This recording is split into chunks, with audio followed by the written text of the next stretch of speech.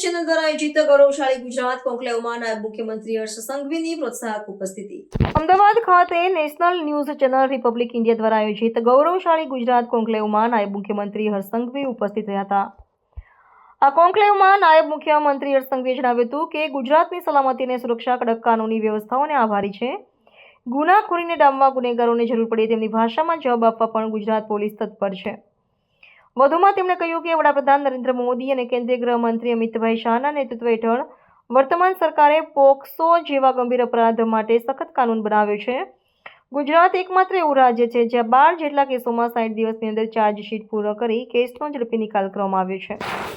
Bulldozer ફેરવવાની કામગીરી પર નાયબ મુખ્યમંત્રીએ જણાવ્યું કે રાજ્યમાં કોઈ પણ પ્રકારે અતિક્રમણ નહીં ચલાવી લેવાય. અવૈધ નિર્માણો પર બુલડોઝર ફેરવવા રાજ્ય પોલીસ કટિબદ્ધ છે. ડ્રગ્સ પકડવાની કામગીરી બદલ ગુજરાત પોલીસને અભિનંદન આપતા સંઘવીએ કહ્યું કે રાજ્યના યુવાઓને નશાખોરીથી બચાવવા અમે કાર્યરત છીએ. સ્પોર્ટ્સ ઇન્ફ્રાસ્ટ્રક્ચર વિશે વાત કરતા તેમણે કહ્યું કે વડાપ્રધાન નરેન્દ્રભાઈ મોદીએ શરૂ કરાયેલા ખેલ મહાકુંભથી રાજ્યના યુવાઓ ખેલકૂદ ક્ષેત્રે આગળ વધે છે. આજે વધતું જતું સ્પોર્ટ્સ ઇન્ફ્રાસ્ટ્રક્ચર વડાપ્રધાનના દૂરંદેશી વિઝનને આભારી છે.